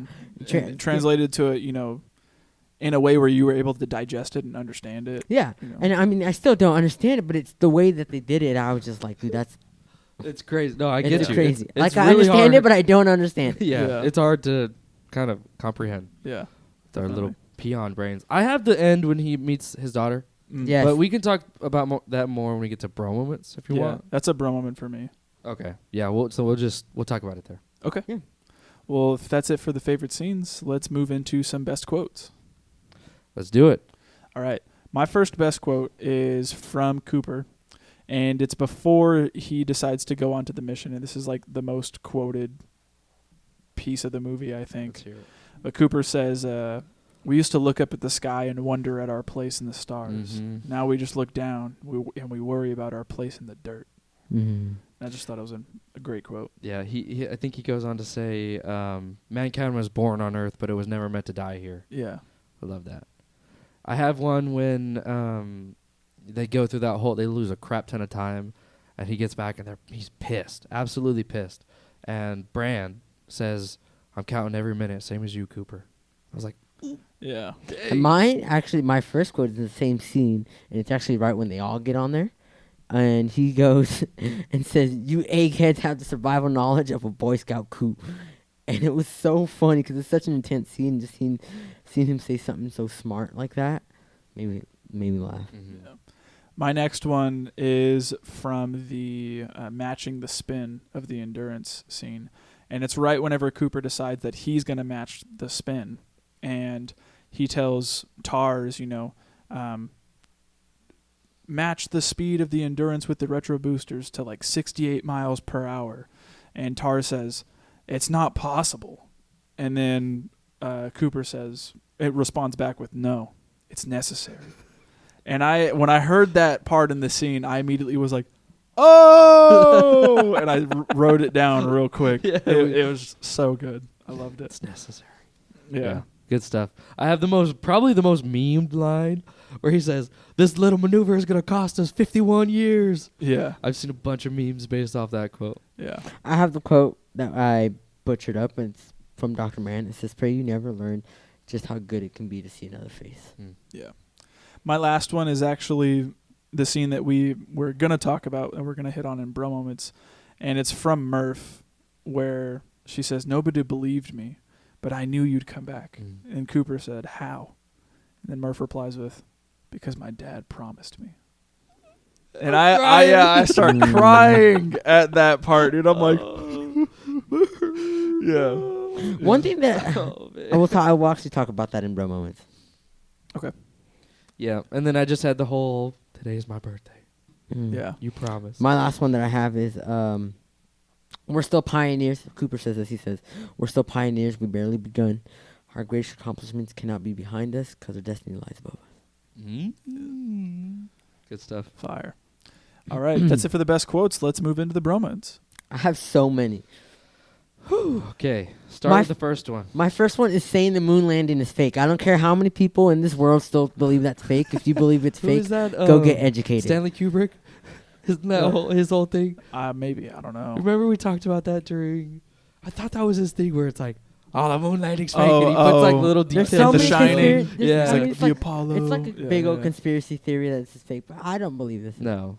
There's no wind on the moon. How did the flag move? Yeah. Oh, Yeah. the shoe print, the shoe Yeah. print. Stupid. Shut up, We went to the bruh. moon. We Yeah. went to the moon. We did. My next one is seeing that Murph has been making drawings of how many fallen books there are. Mm-hmm. And you get just like a tiny little shot of the glimpse of her notebook, and you see like she's been sketching Dot, out dot, like dash, dot, dot. like a graph of how many books were knocked down. And Yeah. she's like 2, 5, I noticed that. 3. Yeah. I was gonna bring that up. I was just gonna say, what do you think that was? I thought it was the amount of seconds it had between each book fell. No, it was how many books had fallen and then the spaces in between. Yeah. That's smart. Yeah. Dude, I have a little I have a lot of moments, but there are little things that happened in this movie, like the I almost cussed. The big old dust storm, Yeah, the dust storms Oh, were yeah. crazy. dude. It's crazy when you find out that was actually real. Real, dude. Yeah. Christopher Nolan went to the extent to like actually make that He's like, happen. I'm gonna rent that city. I have a fact. And I have a blow fact the for dust. it. yeah. It says the giant dust clouds were created on location using large fans to blow cellulose-based synthetic dust through the air. That's just insane. That's But why that- it works so well. Yeah, that is why it works so well because it's practical effects. It's not CG. They're straight up. They're straight up real. Dude, that thing is scary. That is Breathe being it in blown the dust. And then they went and like cleaned it all up afterwards Yeah. and everything. And Can't leave it like that. yeah, it's crazy. His Mhm. dedication to film. Like I think even in Tenet, like didn't he like blow up an actual plane? Plane. Yeah, he did. He, What? he drove an actual plane into a the building. hangar, and like into a hangar and it blew up. Yep. And yeah, he straight up like that plane probably cost millions of dollars. Oh, yeah. And he was like, "All right, we got one shot at this. Let's blow this thing up." Like, yeah, he's crazy. Another one for me was finding out that Coop has no idea when he could possibly return. Yeah. Yeah, Absolutely rough. Yep. Just Dude. kind of a shot in the dark.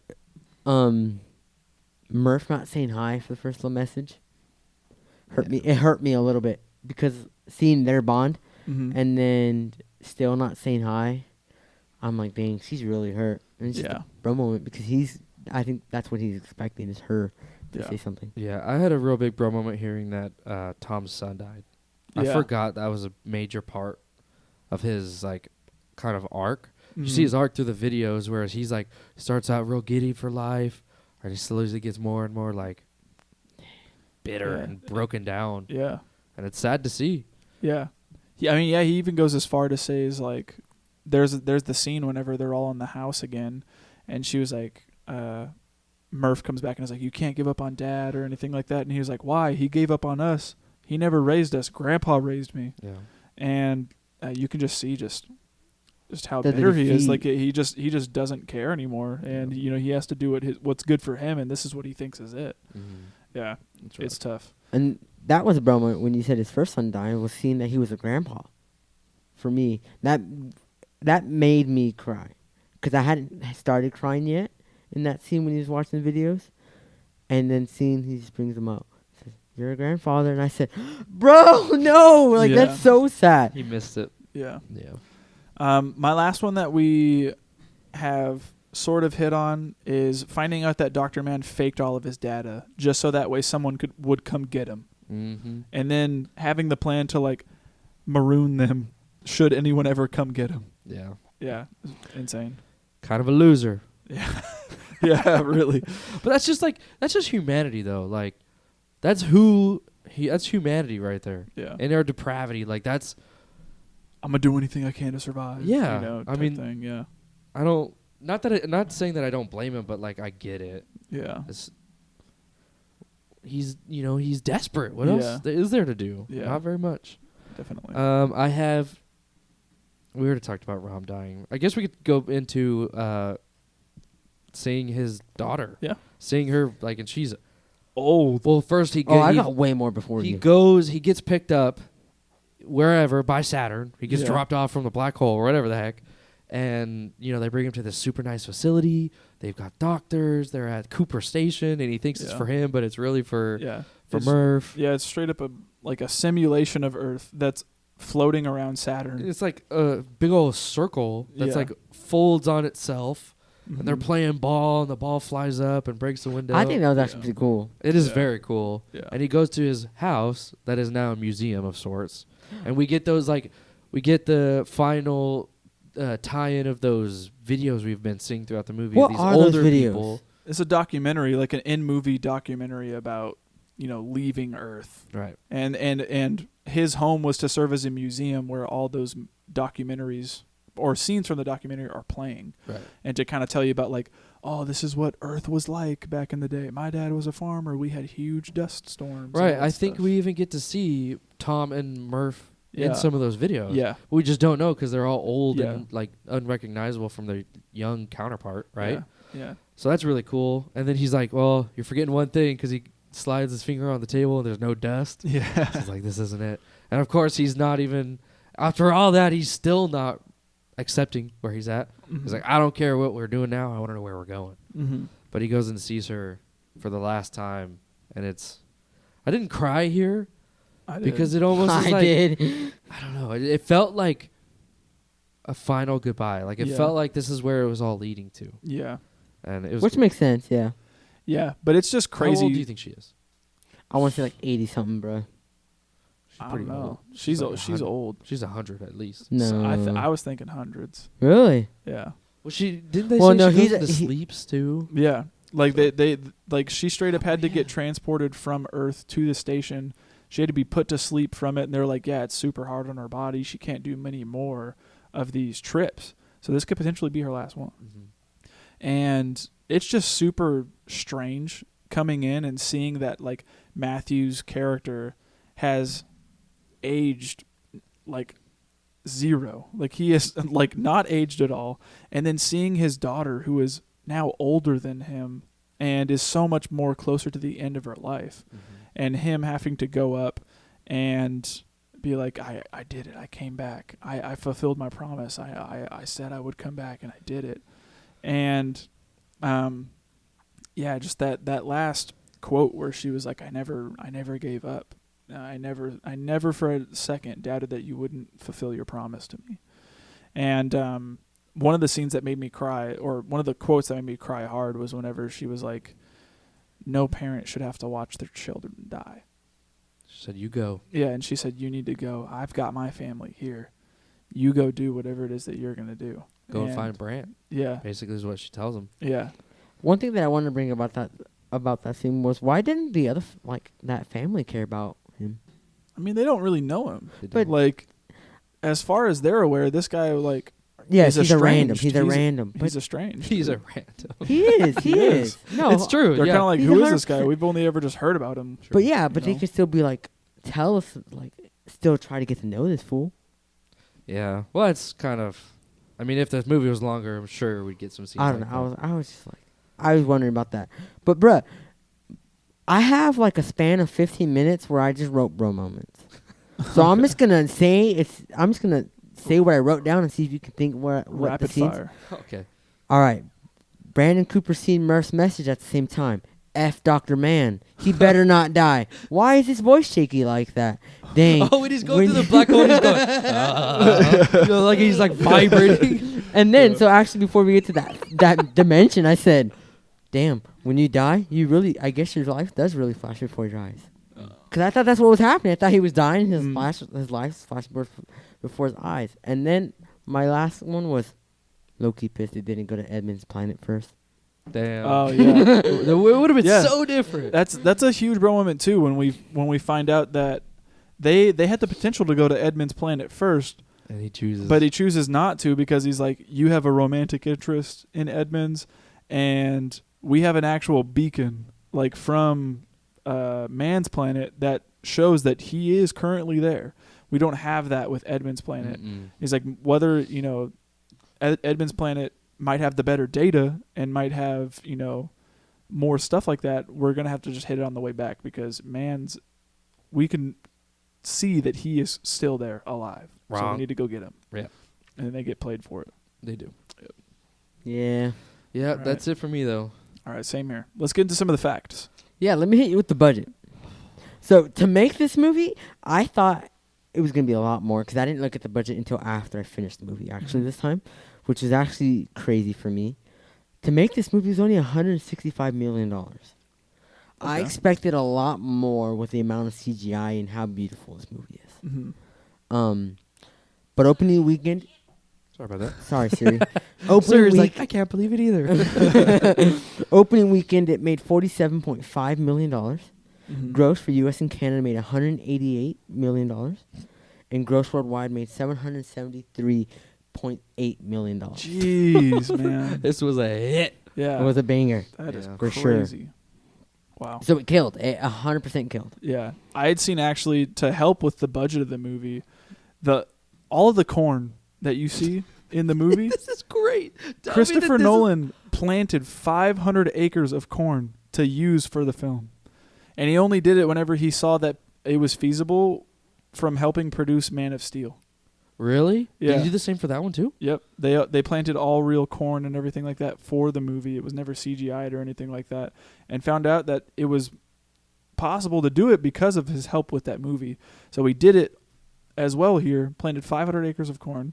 And then whenever he was done with all of it, he didn't need it for any further scenes.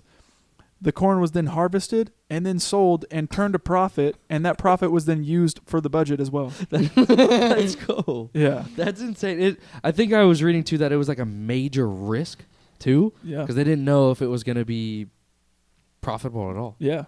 Which is Well, crazy. yeah, because you just got to think about where you plant. And like, if you weren't not to plant on good soil and it's your first time planting, Mm-hmm. bro, you're SOL. Yeah. Yeah. Yep. It's just, there's nothing to do it. I thought it was cool. The Miller Planet was filmed in Iceland. Oh, nice. I did not know that. I was really questioning where. I have something about that too. Anne Hathaway suffered from hypothermia while filming in Iceland due to the fact that her astronaut suit was open while filming scenes in the icy water. Wow. That's crazy. That's crazy.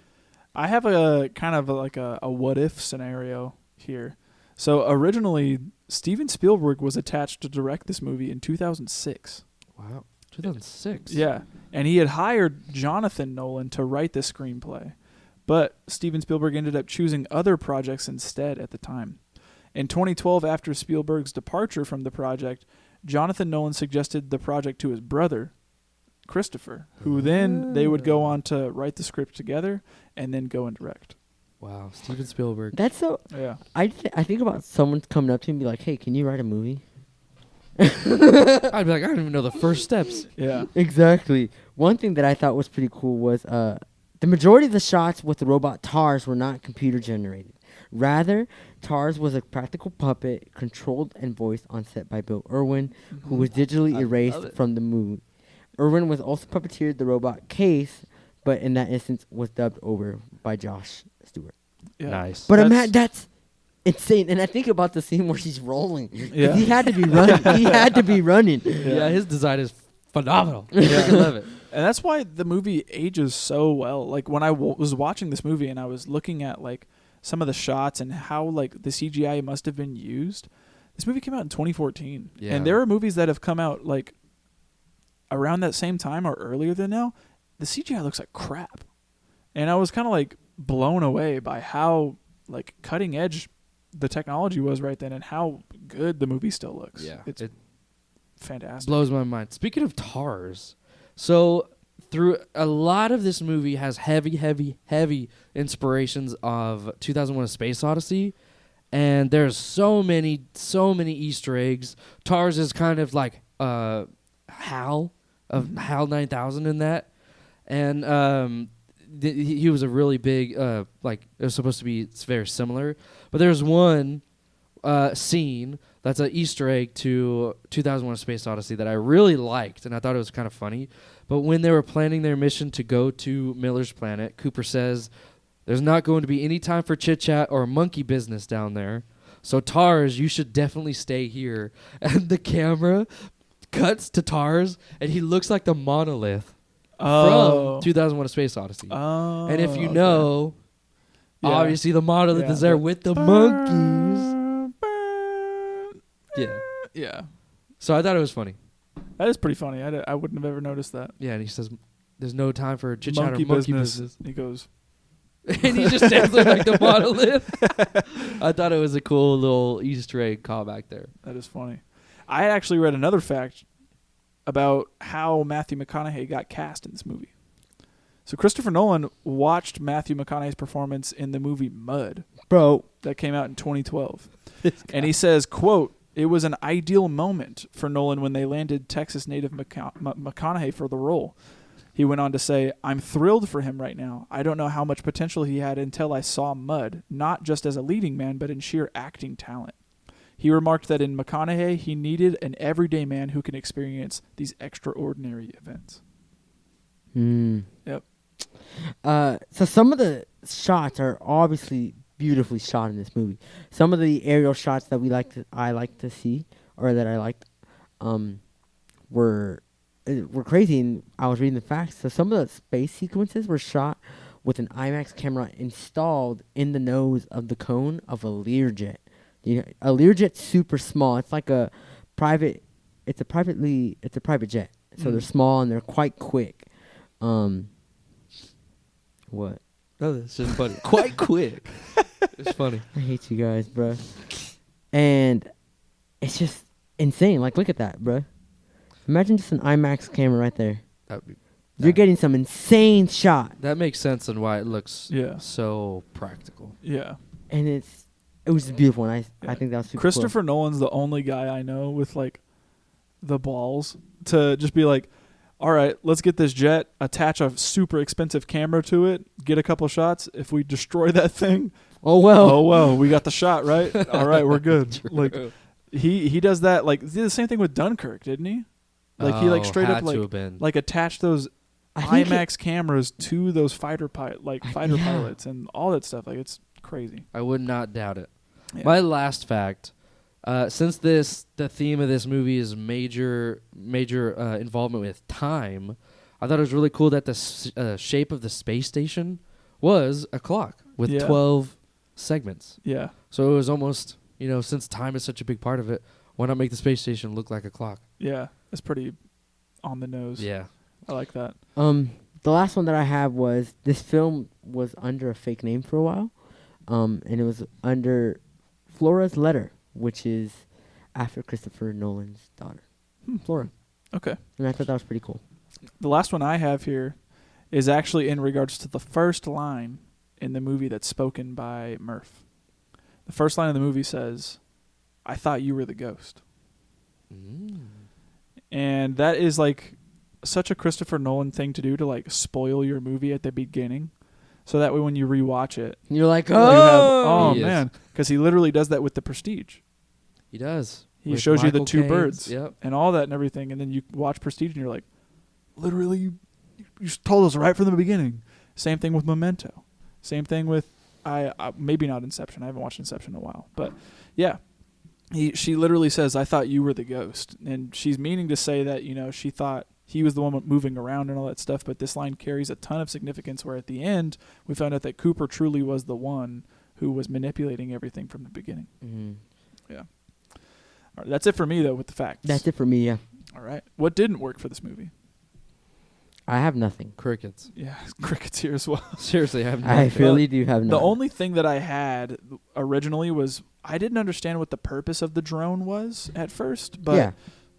coming into this universe and kind of learning as to why these, certain machines and everything were being like pulled toward the house, and then we find out that like there's a certain gravitational pull that was happening behind the library, and that caused these combines to go there, as well as this drone possibly to like fly out of its orbit. And then we also get told that there's like no military at the time, so any drones or anything like that were possibly out there just got abandoned and like just got left out there to just fly around into nothingness, and they just happened to be able to intercept that thing and scrap it for parts and all that stuff. Mm-hmm. Which, yeah, at first was something that I had questions on, but after talking about it, it's subsided now. Yeah, I'm curious if there were any criticisms about this movie. Like, I don't see how you can though. It's just almost it's too perfect of a movie too.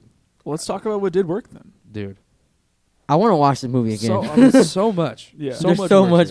Yeah. I wrote down the first thing that worked was definitely the design of the TARS robot. That was my first thought going into this. I was like, it's so cool. Yeah, yeah. It's so TARS cool. is so Like- cool. Dude, when he gets in the plane and the ship, when they're gonna go to Bland. Yeah, Brand. Brand. I don't know why I said Bland.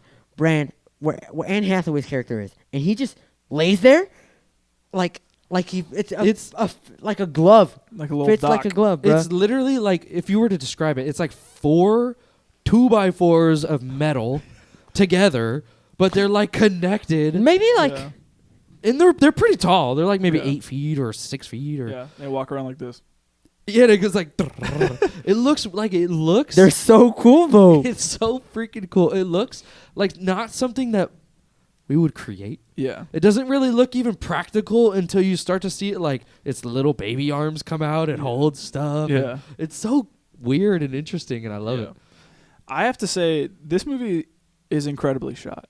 Oh, like yes. the cinematography is gorgeous, like pristine. Yes. I keep thinking of that the boys meme is like, it was perfect. Yeah. Down to the nitty little, like it's beautiful. Like I can pull up any still from this movie and be like, look at that. They tell me that it wasn't from space, actually. Yeah, like, you can't. Like it's incredible. Someone went to Saturn, I believe it. Yeah. I also really loved the different uses of different aspect ratios throughout the entire movie. I actually didn't notice that. Like there are tons of aspect ratio changes where it will be like widescreen, black bars on top, and then we'll go full screen. And like when the movie goes like full screen, I just noticed it like on my TV, like how big the picture gets and how like much room there is. Like, so whenever you see these huge, massive shots of outer space, it goes to this full screen aspect ratio, and you're able to just take in all of this beauty and just be like, holy cow, dude, it's incredible. That's what I want to say right now. The perspectives of this too, like, dude, really. look at the freaking No, go to the one where they're Endurance? passing by Saturn. That freaking this one. that Yeah. blew me away. It literally is a Denis Villeneuve shot. Like, Yeah. there's Saturn is Yeah. there, and then you get this like little speck. They might not be able to see that, but Yeah, you get the they might not be little able to see it. speck, Yeah.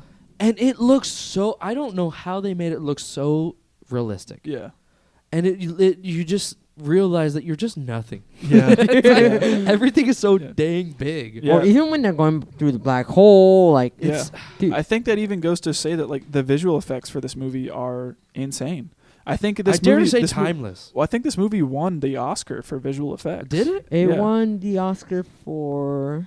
I'm Is pretty it sure. it weird for me to say it's timeless? No, Because I don't think so. I Yes, can't it think won of the a Oscar time for visual effects. like a time has to come around where I'm watching a movie in VR and it just like that's the technology that has to make this look like crap. Yeah. Like we have to be so far advanced Yeah. where I look back at Like at the Interstellar and movie be theater, like, you put on the VR. yeah, or something Something. something like that's not even created yet. Yeah. I can't look back at this and be like, That looks like crap. that looks like crap. I don't see a There's world no way. where that There's no way. works. There's no I way. don't see it. Yeah. I also think the sound design is Dude, immaculate. It's phenomenal. I love the use of no sound in space. I love like the actual use of like the time ticking in the score, as well as like actual like uses, practical uses of like when the dust is coming through, like that same sound is also used like whenever he's in the black hole and Mhm. all those things are getting hit all over the ship and everything like that, and like it kind of parallels that scene when they're driving through that storm. Yep. Like it's just great sound design, and I really appreciated it here as well. Yeah. Soundtrack. goated. If this Hans is not, Zimmer is the greatest of all time. He is. Like, it's not my most listened to soundtrack for sure, but this is. I feel like it's the most like iconic. impactful, Yeah. and emotional Yes. soundtrack. Ooh, that's a good word for this Definitely. album. Yeah. For the soundtrack, I mean. I mean, I listened to it and I just. You It's just well up inside. yeah, Yeah. it's great, man. Yeah. It is very emotionally impactful. And it's never tiring to listen to either. No. Like when it's on, I'm like, but I don't Yeah. get hyped. I get like, okay, You get solemn. yeah, I get solemn. I'm like, okay, you know, Yeah. I get ready for the wave. Yeah. I've already said that I think the pacing for this movie is great. in my Perfect. Yeah, this opinion. movie does not feel like 3 hours whatsoever. Not at all. And I And think it's because of how good it is. Yeah. One, Well, I think just that shows how great the writing is as well. Yeah. The writing for this movie is just awesome, and it's so cool to think too that this like a group of brothers wrote this movie together and were able to execute this vision together. Yeah. Lastly, awesome acting. Acting Acting is great. on like on 10 Yep. the entire time. Like everyone that's on screen has got me like glued to the screen. Matthew McConaughey is great. Anne Hathaway is great. The guy that plays Romilly, I love him. Great. The guy that Michael Caine plays, I love him. Like everyone that's in this movie is awesome, and I just can't talk enough about just how great the acting is in this. It kind of blows my mind that nobody got Oscar noms for the acting. Yeah. I would. That's surprising that Matthew McConaughey did not. Yeah. What? Just from that crying scene 2014, alone. right? It Just- came out in 2014, so Oscars would be Be 2015. Just for the crying scene alone, honestly. Yeah. I think that is just so masterful. It's just incredibly real. Like it feels like that actually is going on, and I'm not watching this guy act on screen. No, I'm watching it and I'm crying with him. Yeah. Like, it's that impactful that Yeah. it makes you cry. Yeah. I can't think of any better. Yeah. Me It's either. so strange that they didn't even get a nomination. No, nothing. Oh man. Anything else for what did work? That was the year that had banger movies, bro. Great story. Yeah. That Yeah. Whiplash came out that year. 2015. Grand 2015 Grand Birdman. Budapest, Birdman won Best Picture that year. There was a lot of great movies that came out in 2014. Yeah, it was a lot. Yeah. So, yeah, I mean, you can see why, but Well, because he didn't win the Oscar nom, he definitely wins the wins- movie. He wins it here. He wins it here, Yeah. man. I also you got to give my boy Tar some. Yeah. Tars has to be on the list. He for winning the movie. He's second on my list. The It the goes actual ma- robot or the voice actor. The robot As a character. as the character, I love him. Like, I honestly second that. I freaking love that. yeah. All right. What are some themes for this movie? I put the typical love transcends all things. I But- put. Oh, you you were finishing this. Oh, my bad. I felt bad. I cut you off. My second one was that it hits back on that poem that gets recited throughout the film, which is from Dylan Thomas. And I just wrote down that life is precious and it's worth fighting for. Yeah. The Mm. excerpt of the poem that they always read is, "Do not go gentle into that good night. Old age should burn and rave at close of day. Rage against the dying of the light." And it's a poem about how, we should be zealous for life. We should know that what life is worth fighting for and that it's something that is worth living. Mm-hmm. And, it's not okay to just sit idly by and not take life by the reins. Mhm. And that is what this entire movie is about. It's about preserving that feeling and trying to keep the human race afloat just by that feeling alone, Mm. which I thought was pretty evident throughout the film. I had put sacrifice because the amount of things that you just gotta let go and drop is insane. Yeah, I put the greatest successes cost the greatest sacrifices. Yep. And it's just, I mean, like, look at him. But yeah, think about Newton's law. Yeah, I was about to say, what do they say about Newton's third law? Newton's third law. To get where you're to going. get where you're going, you have to leave something behind. Mm-hmm. And not only does that mean I'm going to the black hole, but it also means, I had to leave my family. Like, just to get somewhere. Yeah. Freaking sucks. Man, he had to go to 2 holes. That's one too many holes I want to go Yeah. through. Yeah. I mean, yeah, it's really, like, again, bring it back to the writing. Newton's third law can literally pop up in the script and then also get used as a theme for the entire film, as well as Murphy's law. Yeah, and I was actually reading Murphy's Law is a lot less or a lot more negative than what the film says. Hit me what Murphy's Law is. Murphy's Law is typically stated as anything that can go wrong will go wrong, and it's extended to anything that can go wrong will go wrong at the worst possible time. And the movie is kind of like anything that can happen will happen. And we kind of see that with even the plans. Both Plan A happened and Plan B happened. Yep. The worst of it, they had to go to Plan B, which is the worst. All the humans die. Yeah. Happened. And also Plan A. Yeah. They get to give them the Cooper Station. right. Yeah. They get at Cooper Station. So it's really that Murphy's Law in play there. Yeah, definitely. Freaking great. Yeah. I love it. All right. Is that it for the themes here? I think so. Yes. All right. What are we rating this bad boy? Absolute 10. I give it a 10. 10 here. Yeah. Oh! Yeah. 10s all around. It's a 10's all 10. around. I mean, how can you not? Christopher Nolan has so many films in his catalog that Have that are 10 so for? high up there. I've got a couple of 10s just in his movies alone. Yeah. That are just phenomenal. There's just no way you cannot put a 10 Yeah. for this movie. It's great. But that's it for the episode, you guys. So if you stuck all the way to the end, we appreciate you. Hopefully this episode wasn't as long as the movie is. But, regardless. Camera didn't die yet. Yeah, that's a good thing. But speaking too soon, though. Yeah. So we appreciate you guys. We really, I don't know about you guys, but I just love talking about movies and being able to just digest them and also dissect them and seeing that, cinema can play such a big role in people's lives and also, help people understand things and, just being able to tell a story through the aspect of film is just amazing. Mhm. And being able to talk about it with my friends is amazing. And having people that listen is amazing. Pretty so cool. I just appreciate you guys, and we all appreciate you.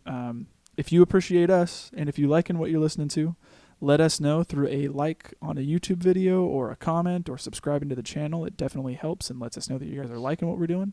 It also lets us know what we could possibly change. So if you got any feedback for us, hit up the comments, or if you're listening on the audio platforms, write a rate and review and let us know what we could do better or what we're doing great. And it definitely helps out on our end because we know what we're doing, but it also brings in new viewers who can see the view count, see the likes, and lets them know that there's something worth watching here. Maybe I should get in on this.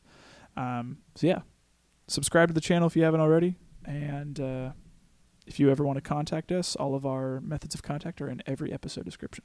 So with that being said, Nick, it is your pick next week. It is. We are going back to Paramount Plus to watch what could be an Oscar-nominated film. The nominations for us Spoke too soon. spoke too soon. It'll be quick. Let me say, the nominations are coming out Tuesday for us, which for you guys will have been yesterday. Mm-hmm. So I'm predicting this movie is going to be Oscar-nominated, just with the buzz that I'm hearing around it. You think Best Picture nom? Maybe Best Director nom, maybe? maybe not Best Director, but maybe Best Actor. Okay. That could be a shoe-in there, but it is the 2022 film Top Gun Maverick. Okay. So we're diving into that. I have not watched the first one, so I'm planning on watching the first one and the second one, and kind of I think we'll compare and contrast and talk definitely.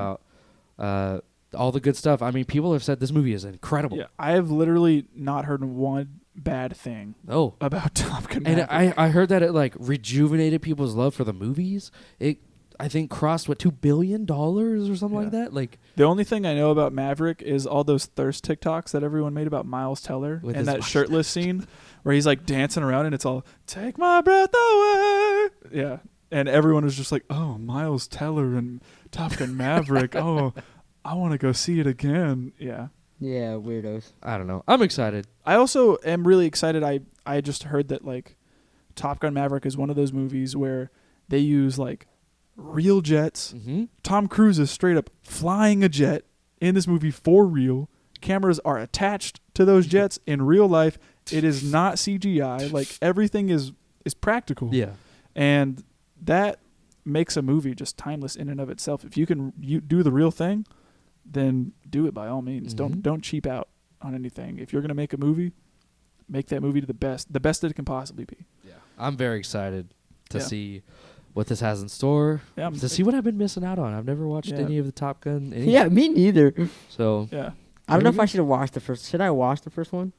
it's up to you. You're gonna have returning characters that pop up in Maverick and stuff like that. So it'll probably give you some emotional impact if you watch the first one and watch the second one after. Yeah. Yeah, who knows? Yeah. So Paramount Plus. check out Top Gun Maverick and tune in next week to see what we have to say about that film. As always, this has been the Film Bros Podcast. Thank you and good night. Good night. Good night.